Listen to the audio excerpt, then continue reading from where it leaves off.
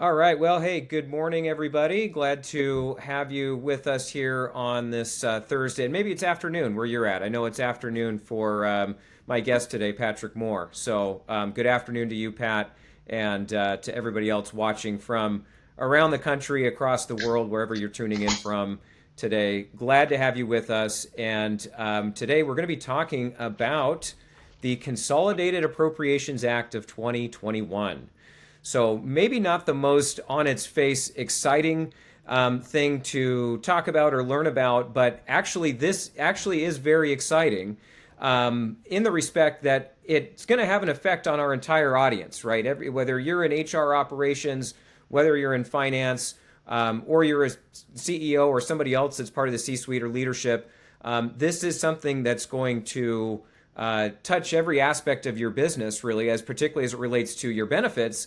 But there's also a very strong parallel here, and I know we'll get into that with my guest here, Patrick, here in a few moments. But there's a lot of new compliance things that came out in terms of when this CAA was passed, and a lot of you are probably already familiar with some of the things, the RxDC reporting and no gag clauses attestation, and there's some of these things in here that it's like, okay, all right, this is a new thing we've got to do. We've had to do this for the last 2, 3, 4 years now. We don't really know what it is and why we're doing it, but we have to do these things. And again, there's a parallel here with how your retirement plan now works and has worked for nearly 20 years now, certainly the last 15 or so. So with that, I want to introduce again my guest today, my good friend Patrick Moore, everybody's favorite Marine in the insurance industry and the benefits industry. Pat, if you would give everybody an introduction to yourself, and then I think a great place to start for anybody on here who doesn't know what the CAA is, or what that stands for, or what that means, give us a very high-level primer of what the CAA is. But again, introduce yourself to the audience here first. Yes, and we can get through that really quickly. Pat Moore, and you're not going to know me. Why the heck should you even listen to this guy, Pat Moore, talk about the Consolidated Appropriations Act? I started this stuff, Chris. No, so very simply, 4 years ago, man. 4 years ago, me and you had similar lives, right? We were in the benefit space and talking about the same stuff, fighting the same good fight. Like, both of us do very non-traditional healthcare plans. We look at unbundling at every single option. We're constantly looking for new and innovative solutions for our clients. Most of our book was not with a fully insured traditional carrier, right? That's the world I was living in. And honestly, I was just trying to get more business. And I went to a friend of mine that I had done some referral business in the past when I was doing traditional stuff. So I started my career at Hewitt Associates. Hewitt Associates in Lincolnshire, Illinois. And I literally got that job because it was the only person that would hire me after I came home from Iraq in 2009. Right? So my other career is the United States Marine Corps. I came home, and in 2009, the world ended. It was almost like the first COVID, right? But it was the financial COVID. And literally, I don't even think someone looked at a resume when I came home. So kind of a tough place to be. The only place that would hire me was this health and benefit world, because insurance keeps moving, right? That's how it works. And so that was my background, very large market stuff. So Hewitt Associates, my smallest client at Hewitt was 3,000 lives. And it was a really nice law firm in Chicago. But that was my smallest client, and quite frankly, it was barely anybody wanted that client. It wasn't big enough. That's where it's at. And fast forward, I had used to do some referral business with a really, really great 401k advisor in Chicagoland named Jeff Cullen. And 4 years ago, I sit down to him. I'm telling him all the stuff that we talk about, Chris, right? I'm super excited about these things. I had just done my first deal in that realm, and we converted a 200 life group in St. Louis to a direct contract with the hospital system. We unbundled the PBM. I talked about all those different things. He's like, man, that's awesome. He's like, have you read the Consolidated Appropriations Act? This is June of 2021, Chris. No, I Okay. have not read the Consolidated Appropriations Act. But like, do you want to look like the guy telling someone about healthcare that you? So, like any good sales guy, I answered a question with a question. And I say, uh, of course. Why do you ask, Jeff? He proceeds to then tell me, I think the Consolidated Appropriations Act is going to be what the Pension Protection Act was for my industry in 2006. Mm-hmm. And at that point, okay, I have to figure this out. And he explained to me what he had done is taken his office in Chicago, the guy I used to know. He had 4 employees, girls in the back office helping him run his 401k advisory firm. And Mm-hmm. now he has 150 employees in 30 offices across the country. He's like, this is Wow. what I used to scale my business. And so it had my attention. So what I have done since then for the past 4 years, I've really delved into fiduciary responsibility, what it means to a benefit advisor, what it means to a plan sponsor, and just being on the forefront of, I think, how this is going to change our industry the same way for the next decade. Yeah, yeah, absolutely. Well, and that's the kind of the primer I was hoping you would give is calling that parallel to the retirement side of the business, which again, when we first met, I remember us talking about that. That was kind of my foray into getting into benefits, was doing 401k plans and key man policies and those types of things.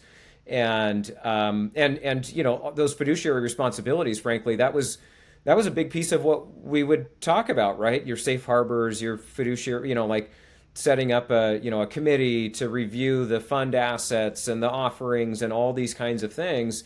And yet in when I started doing benefits, it was I was trying to apply that model to benefits at that time. And again, this was like you're saying, 2000, early 2000, 2010s. And you couldn't really do that because it was still basically at that time it was HR. And then I remember even a few years after that because of the recession 2008 2009, you started to have finance people pay a little bit more attention because, as you know, as this audience knows, these costs continue to rise on average 8 to 10% a year. And there was really no kind of oversight. It was just kind of delegated to HR. Finance would rubber stamp it at the end of the day, and that was kind of how that decision was made. And then it was also, the biggest consideration was, well, how big is the network, and and just things that you don't really apply in other business decisions or any other kind of transaction that you're doing. And yet it was all just kind of this nebulous, nonsensical way of deciding, like, well, we can't change anything because then some people will be upset. And it's like, all right, but what upset about what exactly is it? So anyways, and that's, you don't have those same considerations for your 401k, right? It's how well is it performing? What's the service like? Again, at that moment in time, you were considering around safe harbor and matches and different things. Let me close some tabs. I think I'm starting to lose you guys here.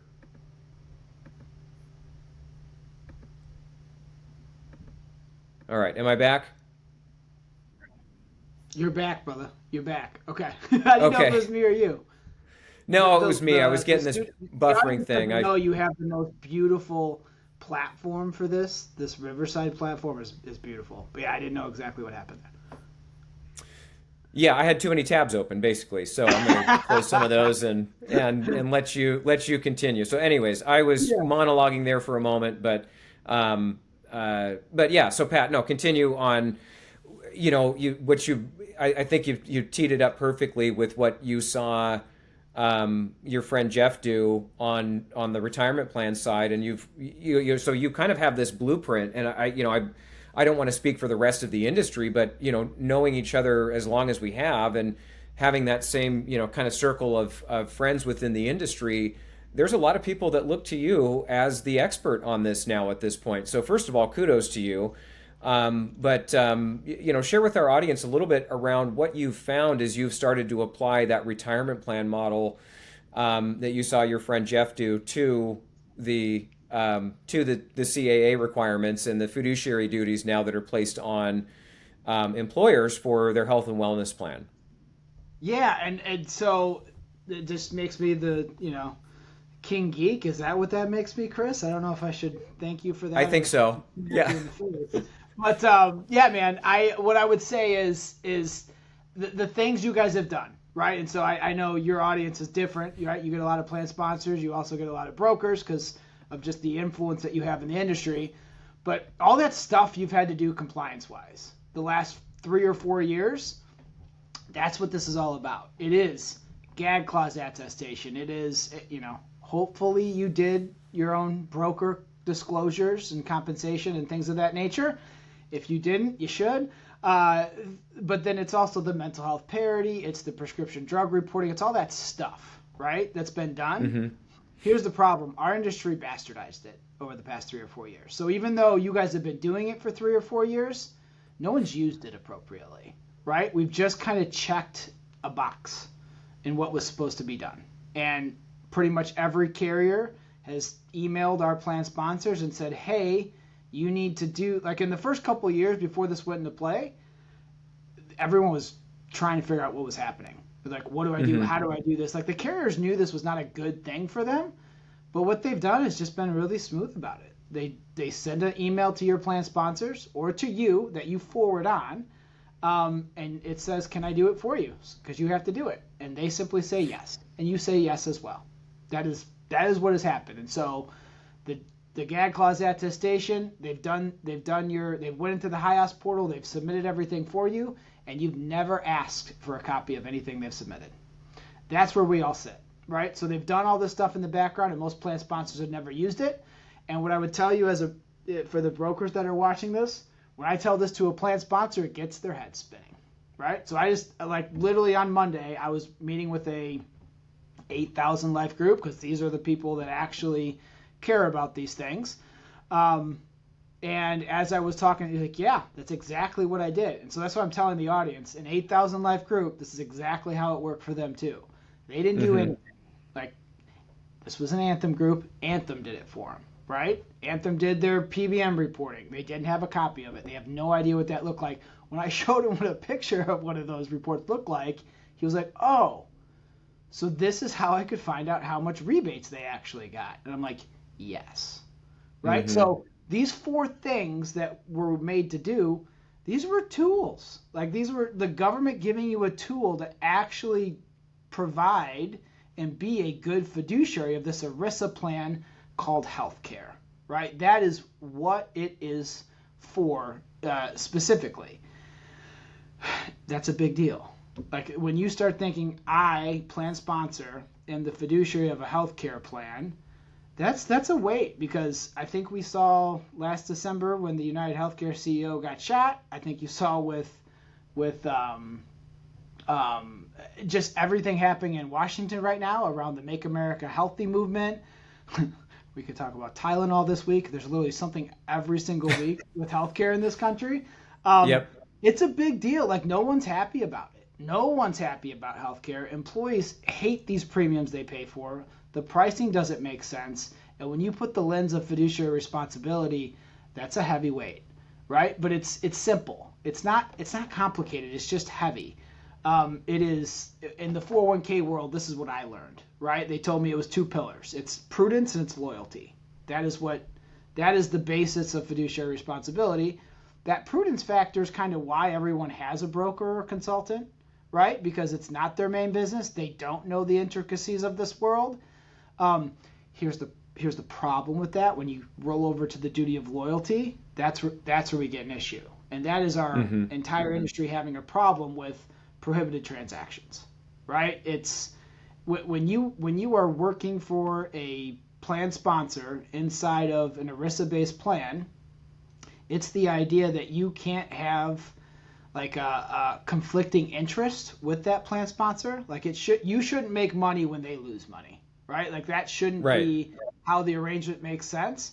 And honestly, this was one of those conversations with the 401k advisors, as I just explained vertical integration, as I explained just how a PBM works, right? Like, what their role in a healthcare plan is, because no one even understands that, right? We do. It's like our whole world. We spend way too much time talking about it, and people's eyes glaze over. But that entire business model is a prohibited transaction, And that Right. is 85% of our market. It is 99.9% of the large market, right?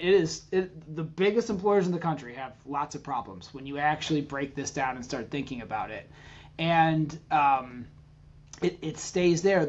And for the brokerage world, that like as you're hearing this, when I tell a 401k advisor about this, I tell them it's like this. Imagine you, Mr. 401k advisor, have a book of business that's a variable annuity. Like all of your business is you've sold variable annuities and whole life insurance to people your entire career. And you have to convert your book of business over to an index fund overnight. It's not going to work.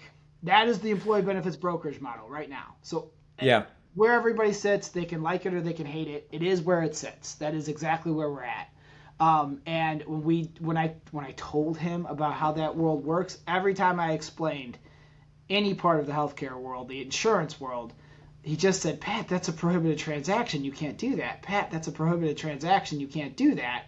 And I was like, dude, what is and that's when I learned what a prohibited transaction was. And it really started to make me think. And in fact, when these lawsuit things have happened, so the 401k industry, nothing changed, right? Nothing changed with the 401k industry until people started getting sued.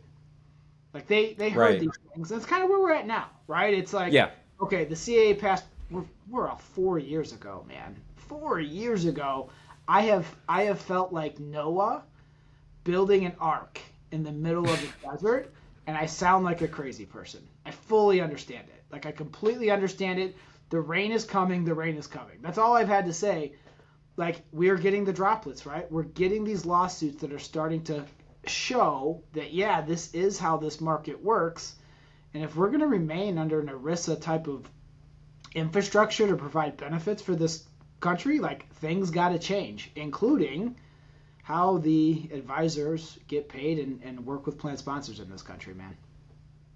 Yeah, no, absolutely. Well, and I think it's such a good distinction there too, because there's so much that has been put onto employers and HR departments over the years, right? And they're like, all right, well, here, broker, you're the one that helps us with this, so you do this. When you start to talk about and think about what a fiduciary duty means, I don't have a fiduciary duty to your company or your employees. If you're one of my clients, that it's on you as the employer to do this, to do these reporting, and to file these things, kind of like the 1094s and 1095s. We can track all of that in Employee Navigator, but at the end of the day, I'm not going to do your tax filings for you. Yeah, I helped you place the insurance piece, but same way that your clients, the ones that you pay, you're not going to file their taxes for them.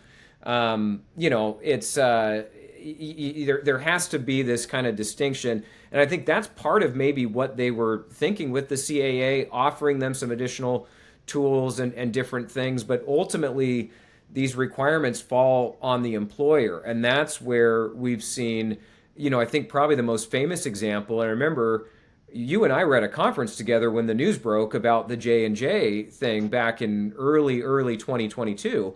And I remember at the time you were like, "Oh, well, it just happened. Johnson & Johnson's getting sued by their own employees for We were at the table together, yeah. Yeah, for the price of prescription drugs." And it was like, first of all, and at the time, I didn't really know what you were talking about. I wasn't gonna admit that at the time, but I just, again, it made me realize, like, all right, Pat knows what's up here, so I need to hang with this guy more and more.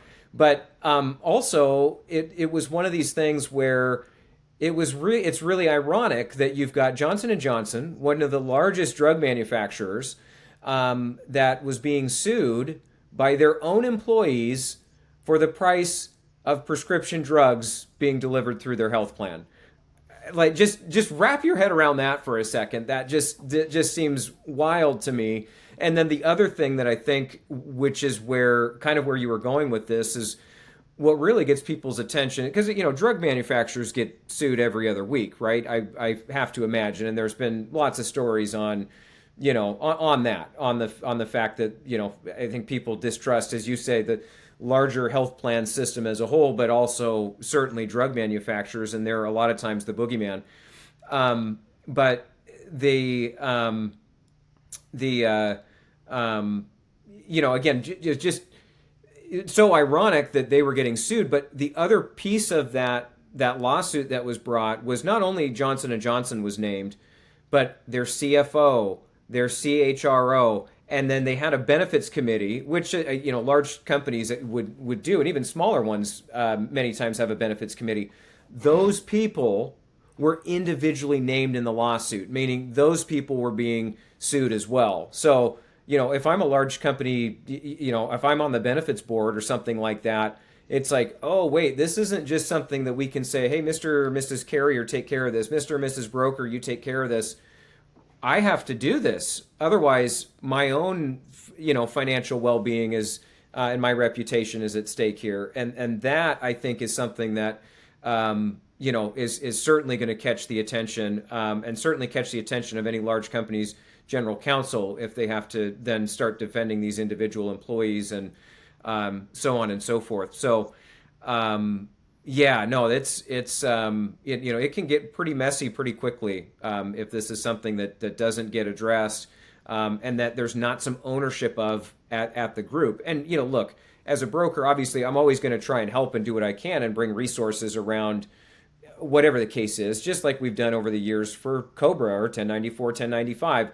There are resources that we can bring you, but at the end of the day, this is your responsibility as a plan sponsor, right? So maybe we can dive a little bit more into that aspect of it, and what are some of the things that you've seen, or what are some of the things that you've seen groups be able to do to mitigate this risk to themselves and to their people that are making decisions on behalf of the benefits plan. Yeah, no, I mean, I love hearing you talk about this, man. So what I would say is, just going back to what you talked about, right? That Johnson and Johnson lawsuit that came through, like that conversation we were just having around prohibited transactions and prudence and loyalty, like it's all based in that. Like it's very right. Foundational, right? So this is what makes it different than 1094, 1095, and COBRA and all that stuff. That's kind of like ancillary things, like checkbox type stuff. This is building your house on the sand versus the stone, right? Like this is biblical type stuff, right? It is how am I built? Like you have to build your house on a firm foundation, and that is what ERISA fiduciary responsibility is, right? That's why it's different. I appreciate what you were saying, but that's what makes it different. And so with Johnson and Johnson, you said drugs. It was over the drugs, right? But it's because they had conflicting interests. It was right. It was that, right? It was the idea that the drugs my employees are buying are being inflated because of the contract that I signed, right? Like that is the stuff that we're talking about. And so it's super nerdy and it's very wonky, but that's where it's at. And so, I mean, Anne has become a friend, and like when I first met her, I told her thank you 100 times over. I can never probably repay you for doing what you've done because I have been super busy ever since you dropped your lawsuit. But I mean, the drug was a multiple sclerosis drug that she highlighted, right? It was $10,239 to fill it at the pharmacy. Mark Cuban sells the damn thing for $28. Like, that's the numbers we're talking about, right? Like it's criminal. It is super disgusting. This is not small penny stuff. That is why the insurance mechanism of this country makes so much damn money, right? It's why people are fed up. It's why people are angry. And so when you're a plan sponsor, knowing that's where you start, it's important. So I'd say, like, what I think is important is, putting a governance committee together, doing some of those things that sounds pretty boring and wonky. You also got to be careful. And I think this is a problem a lot of people that are getting into this industry actually are putting their plan sponsors in, is they're documenting all the shitty things they're doing. Expand on that. That's what they're doing right now. They're saying, let me sell you my fiduciary governance program, right? Let me add this onto my suite of services. Let me document that you have quote unquote PBM that's terrible. And now I actually am admitting I knew it was terrible, but I'm still not going to change it. This is where we're getting. And so it becomes a Yeah. very, very difficult conversation. So what I would recommend, and kind of the approach we take, and it's why it's taking off, is we actually do everything under attorney-client privilege before we get into the government's documentation spot, Chris. And so it's really, really important to do that, because putting this stuff down on paper, basically admitting that you're committing theft, probably not a good idea. Hey, but at least it's documented, Pat, right? I documented that I'm a really, really terrible manager in my ERISA plan. Let's document that. Right. Yeah, yeah, interesting. Well, I like how you phrased that. I wasn't sure where you were going with that, but it makes sense, right? Well, wait, and again, I'm going to keep calling back to this parallel with the retirement plans is like, because retirement plans aren't something that renew every year like your health plan does, right? Every year you've got to make some decision around your health plan. And even just continuing with the same exact program is in fact a decision, right? With your retirement program, years ago, you kind of set it up, and then you just let it run. And you might look at it every 3, 4, 5 years, something like that.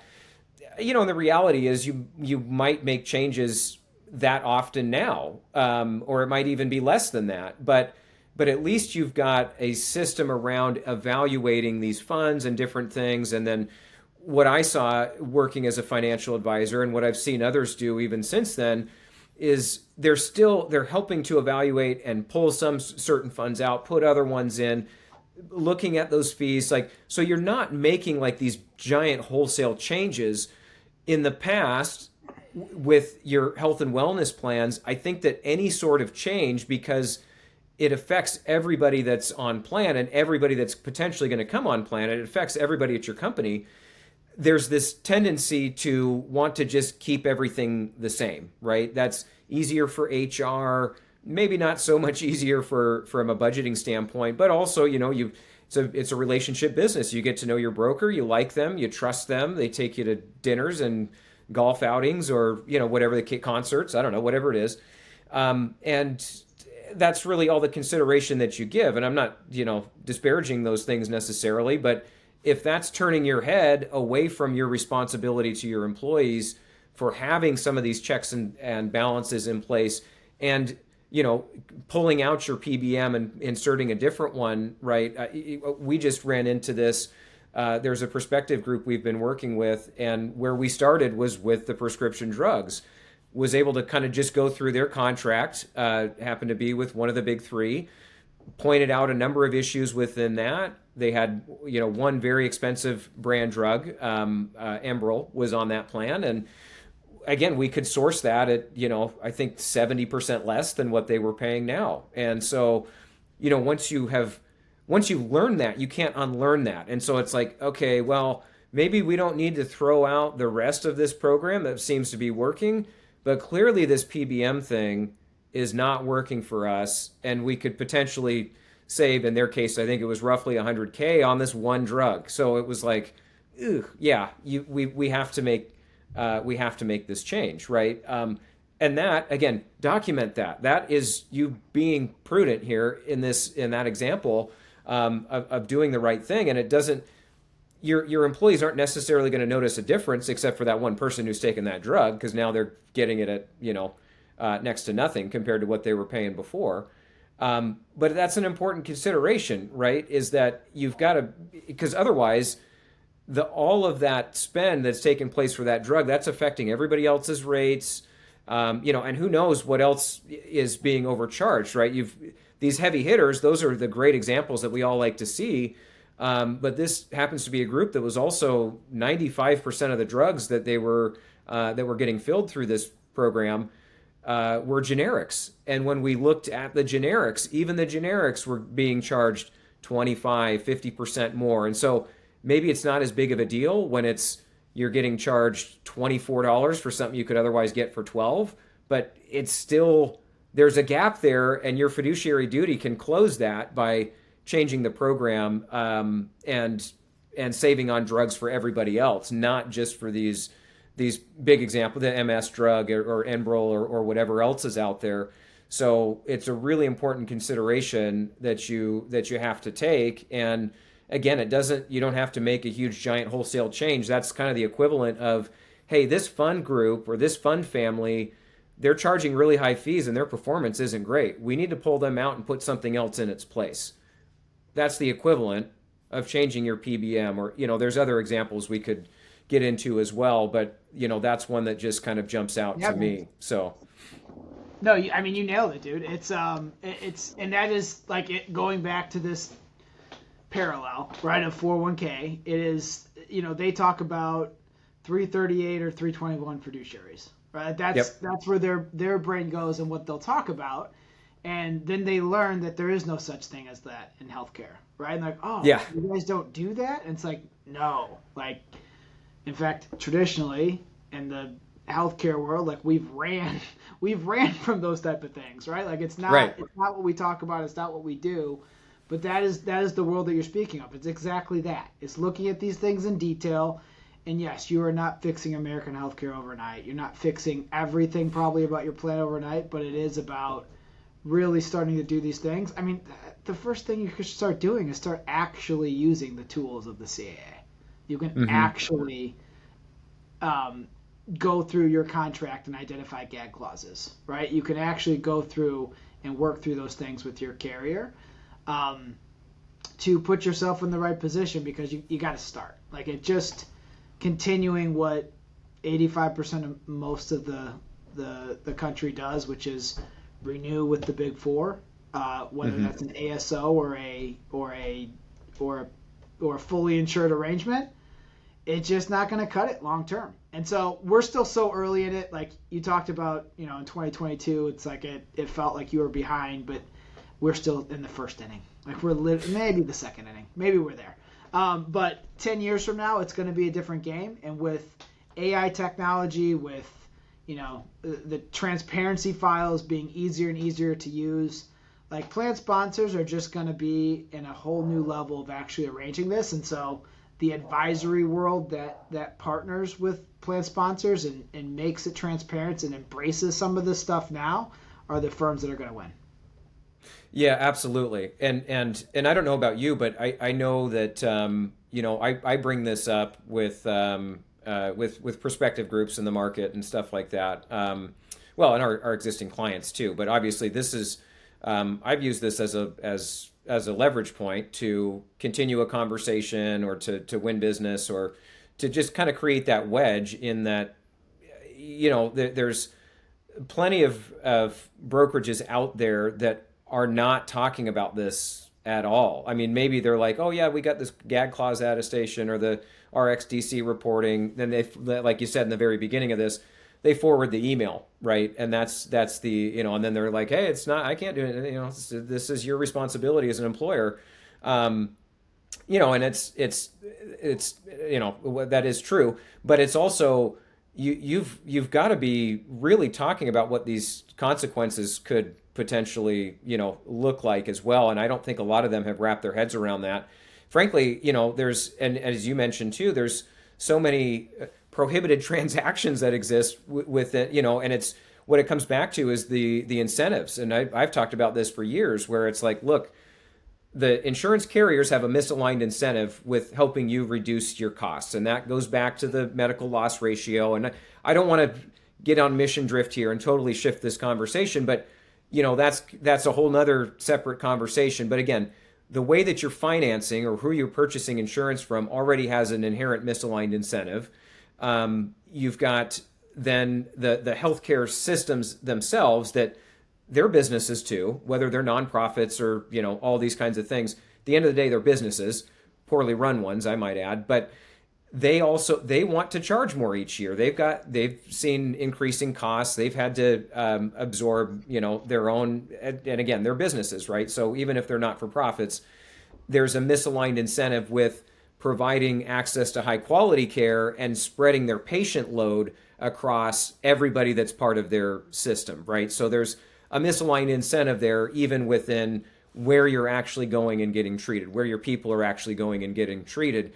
And then ultimately the brokerage model, in many cases, is, is compensated based on commission, bonuses, overrides, those types of things. And so that's where you see this emphasis on, oh, just renew as is. That's going to, just hit the easy button, accept this to 8 to 10% increase each year and deal with it. And, I thought 5-10 years ago that things were unsustainable. Well, they've only continued to rise. And these last two renewal cycles now, the one we're in, and certainly last year, it's been a lot of the same thing, right? So, the worst, actually. Like I'd say this cycle right now is the worst I have ever seen.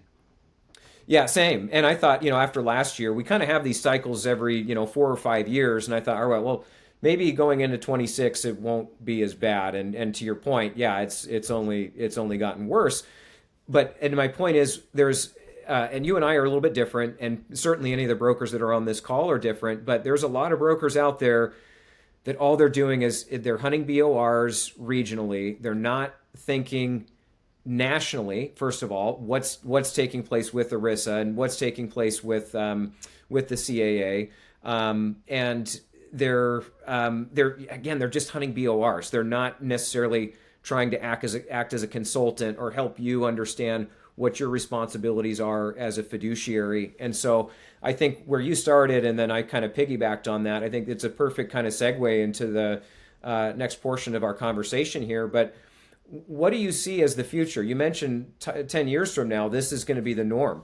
This is going to be part of this ecosystem that everybody on this call, no matter what your role is going to be paying attention to. So where do you see things going, I think, from here?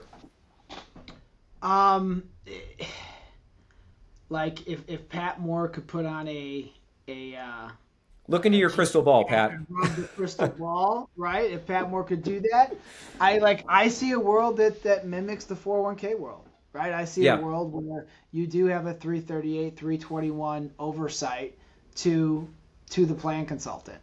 Like, it is kind of two different roles. The way I talk about it, Chris, is like a parent to kid relationship, and I do it that way because I want to talk shit a little bit. I'm not gonna lie, but at the same point, like if I were to so I've got 3 kids, Chris. So like I'm dealing with craziness on a daily basis, right? You get this, and when I've got a 12-year-old son. The girl's a little bit better at cleaning the room than my son. You kind of have to make the boys do this, right? I'm like, Cav, go upstairs and clean your room, right? Kevin's definition of cleaning his room and Dad's definition of cleaning his room are two different things, right? So like he goes upstairs, he's going to take the Snicker wrappers, throw them under the bed. He's going to take the dirty clothes that was just laying on his floor, maybe stuff them in the back of the closet, right? That's his definition of cleaning. My definition of cleaning is different. We're going to actually throw the Snicker wrapper in the garbage. In fact, we're going to take the garbage to the outside and throw it away completely, man, and put a new waste paper basket in there, right? That's what we're going to do. We're actually going to put your dirty clothes in the laundry and start a load. Like, just that's what you're going to do to actually clean it. If I could compare that to healthcare right now, in healthcare, there's a broker working with a plan sponsor. The plan sponsor doesn't know this industry that's overly complicated. They don't know where to look for the sticker wrapper. They can't even. They don't even have the ability to open the closet to see that the dirty clothes were just piled up in there, right? And that is gag clause attestation. That is the PBM drug audits. That is this really dorky stuff. And so it will be two different roles, is what I would tell you. And I think there will be the role of the parent that actually can help a plan sponsor look at that, and that is the fiduciary role. Wow, first of all, what a perfect analogy. I maybe kind of a tangent, but is your son the second born? Absolutely, right in the middle. Okay, because what you just described is what my second born is like too when it comes to cleaning her room. So it's hilarious. Or what we'll find is rather than her put her clean clothes away like in the drawers nicely or whatever, she'll put them in the dirty clothes on the bottom and put dirty clothes on top. So they're hiding in there, but it looks like the floor is clean and that's, and the bed's made. So, check that box and let me go back to what I was doing, whatever. So anyways, that's funny. birth order stuff. I'm big on that. So anytime I spot patterns, I'm like, okay, I'm not the only one, and it's not. No, This you is not a. nailed it. In fact, what are you? Are you a firstborn? Yeah, Yeah, you are. 100%. yeah. Yeah. No, same here. Same here. It's incredible. Yeah, the difference between the age groups. But yeah, we shouldn't probably go down that rabbit hole. Yeah, no, we're getting too far. We're getting too far off. But if I'm sure people in the audience are probably chuckling themselves too because they're experiencing the same thing. Well, and I loved how you framed that too because it really I think kind of perfectly illustrates what we were talking about when it comes to those fiduciary duties. It's like again, this our second borns, right? They just want to check the box. Again, make the room look clean. So when dad looks at it, from the outside before he steps in, it looks clean and it's like, oh, okay, yeah, you've checked all the boxes. Good job. But when you start to, go in there and as you said, open up the closet, look under the bed, all those kinds of things, then it's like, oh, okay, we didn't really, you kind of sort of did what you were supposed to, but there's still some issues here, and we want to address these before before this becomes an issue again. So, and I think that what the piece of that's interesting when specifically talking about the fiduciary duties and the service the what is it, the 381s or the I can't even remember what they were called, but the different fiduciary roles and responsibilities. I wonder if there's going to be if certain brokerages are going to have that's going to be its own kind of separate suite of services. I don't know. I'm just kind of thinking for the other brokers on the call here. What are some of the opportunities where we can help? We can help lead you to water. We can't make you drink, but we can help lead this horse to water in a way that they're staying compliant. They're checking all these boxes, but they're doing this above board in a way that it's going to stand up to outside scrutiny, right? Yeah, no, and it's just, the other part is I think the role, what we do is just going to become more and more important, man. So like some people have seen this as a fearful thing, right? Like, yeah, this industry goes away, maybe I need to get a new career. I mean, if you're doing it wrong. Like if you're doing it right, it's you're just more needed now than ever. And so I think it's a huge opportunity for the good guys, and I think it's a bad opportunity for the bad guys. Yeah, well, yeah, you're right. Yeah, because if you are one of those brokers that's just simply hunting BORs in your local market, not necessarily really providing any advice, and then you're seeing again you're seeing as your clients their costs increase each year. You're seeing your compensation go up. First of all, I remember seeing that years ago and just thinking, man, this is not. I can't do this. I can't sleep at night. Right? I've got a comfortable bed and nice pillows, but this isn't what I imagined like I was doing before as a financial advisor, solving problems. Right? I'm helping in some way versus what what you're doing when you're just hunting BORs and. Maybe providing good service. You're picking up the phone, you're responding to emails type of thing when they come in from clients with billing claims, whatever concerns they might have. But you've got to evolve and you've got to be able to do more than that. To me, that's just lazy business. And I think that's, that was something that I think employers got lulled to sleep over years and decades of just being told there's nothing they can do to control healthcare costs. And now obviously you and I have been trying to prove that wrong for the last, 10 plus years now. But it's something that now employers have started to kind of hear that message more and more and more. And yet, the ways to go about doing that, you now are almost forced to try and start doing that, right? So it'll be interesting to see what the pushback is from the large carriers, the large PBMs, and some of these folks out there that have benefited from that legacy 20th century business model, right? We're well into the 21st century now, a quarter way through it. So it's time to catch up with the times and to start to have a business model that reflects literally every other industry that's out there, right? You're going to get paid based on how well you perform and how much value you deliver to the marketplace, right? Whereas With us, your income can go up when when your clients are paying more, right? And you're not necessarily performing in that aspect, or what I would define as being a successful consultant and ultimately helping your clients and their employees get access to higher quality care, and eliminate those deductibles, co-pays, co-insurance, those types of things. So anyhow, a bit of a monologue there. We're kind of wrapping up now at this point, Pat. Any kind of final thoughts that you might have? I think we've maybe kind of beat this one to death at this point. There's a lot to talk about, certainly, and I think there's, as you mentioned, we're at the tip of the spear with this, with the CAA and some of these additional requirements and such, and maybe it was this way. I don't remember now. It was so long ago, but maybe it was this way with the Pension Protection Act. But there comes a point where the government and some of these agencies that are regulating this are not going to be as forgiving, right? And some of these employees that you may have might just start to see this opportunity where, again, in that case you gave of the MS drug that person at J&J was taking, they might start to look at this and see this as, first of all, my employer's screwing me. Second of all, maybe this is an opportunity for me, right? There could be a class action suit. I could be part of this, right? And I could get compensated for all this money that we lost as a result of their poor fiduciary management, right? So yeah, no, 100%, man. And so like what you were talking, I know it's like, it's obviously it's core to like what we do in business, Chris. So it's hard for us not to go that way, but it's that misaligned incentives conversation. Misaligned incentives. Start saying prohibited transaction, and now you're speaking ERISA. It's kind of that simple, right? Like that is literally where we sit. And when you realize just how many misaligned incentives there are, you realize this is an all-encompassing thing. And so healthcare is 20% of our economy. It is.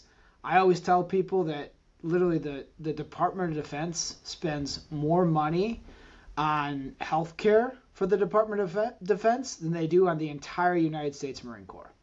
So the United States Marine Corps is the smallest branch. It's the smallest one, and the healthcare budget alone is bigger than the United States Marine Corps.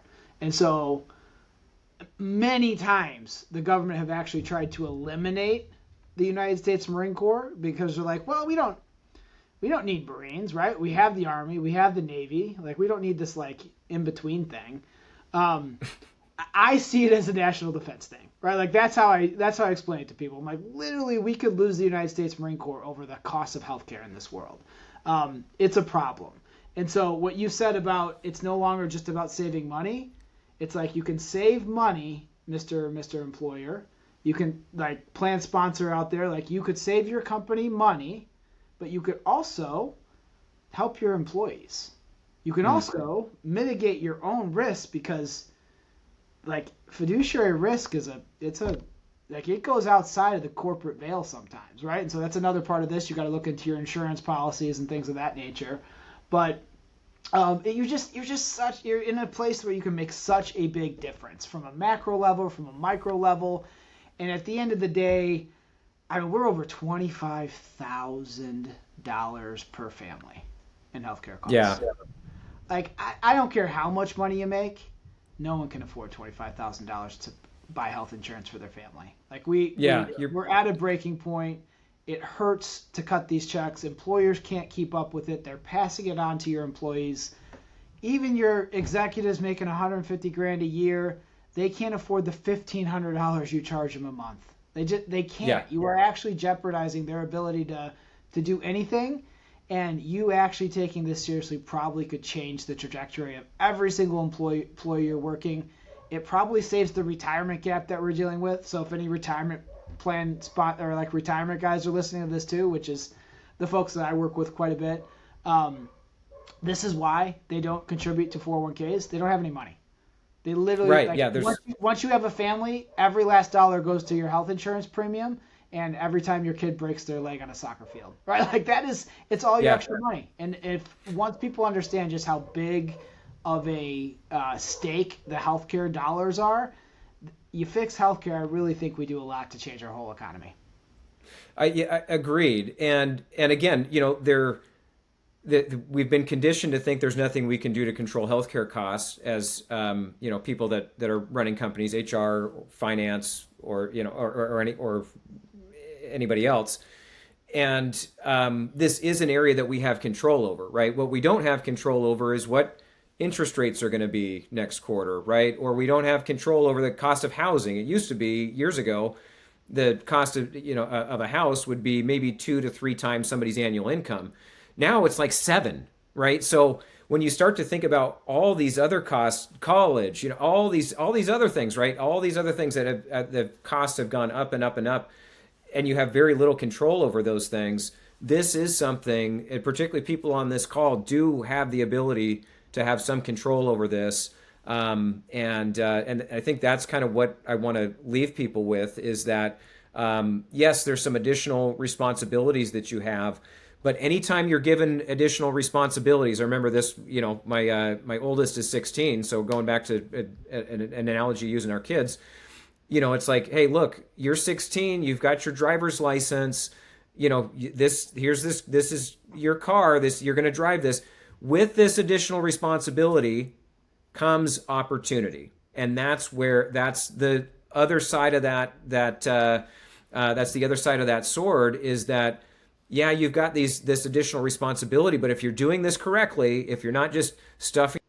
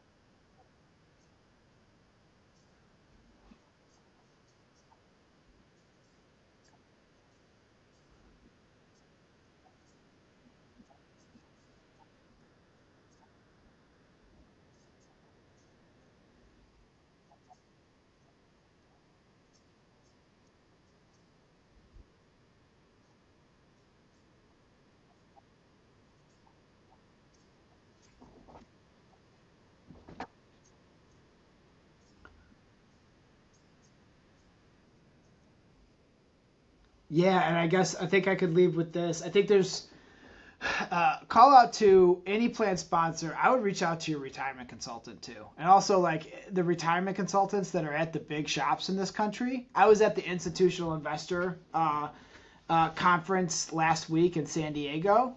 I don't know, in between San Diego and LA. It was beautiful, and they had beaches and palm trees. I'm a Chicago kid. I couldn't tell the difference, but it was amazing because when we talked about these things, all of them brought up like, you know what?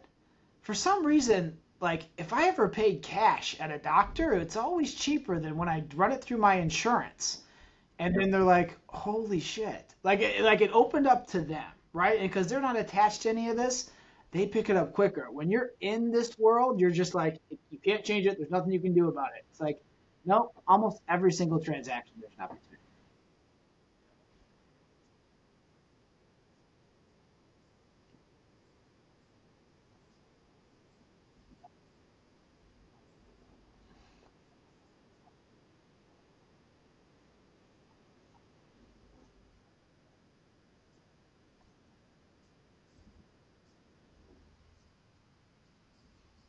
100%, brother. So, thank you. Thanks for having me, man. This is awesome. I love the work you do.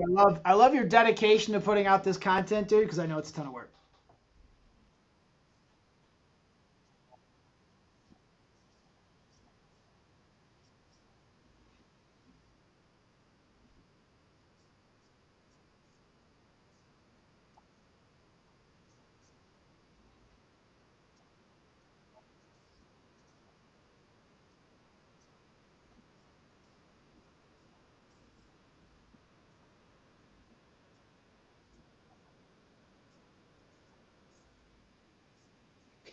Rock and roll, brother.